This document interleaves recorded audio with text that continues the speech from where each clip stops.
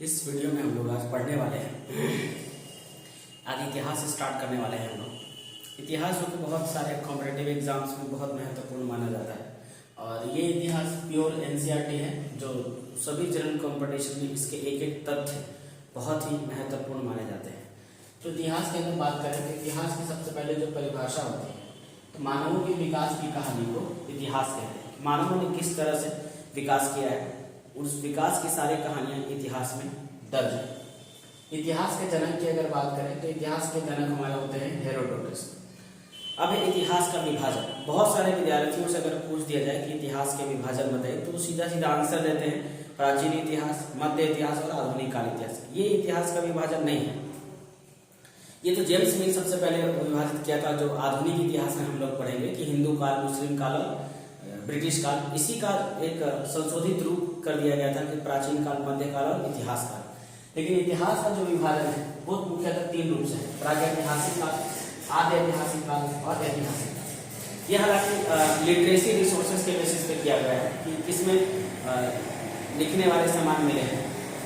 प्रागैतिहासिक काल इतिहास के उस काल को कहा जाता है जिसमें कोई लिखित साक्ष्य नहीं है, जिसमें कोई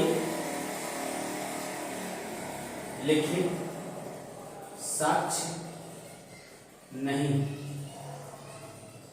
तो ऐसा इतिहास का काल जिसमें कोई लिखित साक्ष्य न मिला हो उसको क्या कहेंगे हम लोग? उसको कहेंगे प्रागैतिहासिक काल।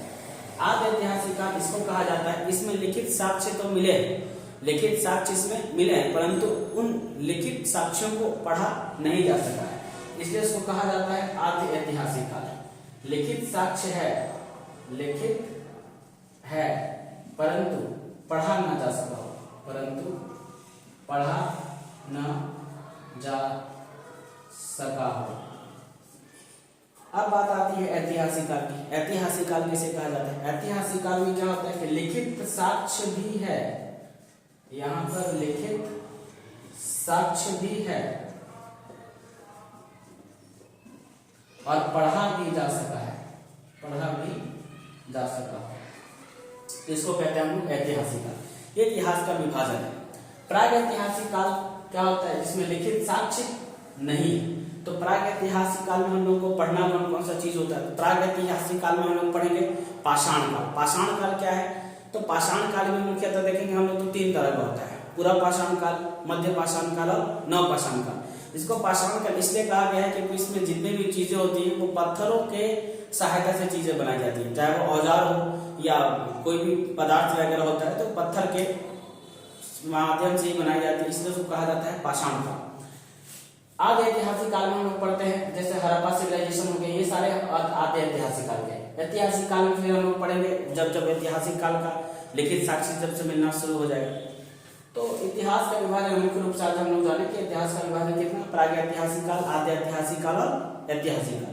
जिसमें लिखित साक्ष्य बिल्कुल ना हो प्रागैतिहासिक काल, जिसमें लिखित साक्ष्य हो परंतु पढ़ा नहीं जा सका हो आद्य ऐतिहासिक काल, जिसमें लिखित साक्ष्य भी है और उसको पढ़ा भी जा सका हो ऐतिहासिक काल। तो बहुत ही महत्वपूर्ण जानकारी है इतिहास से लेकर के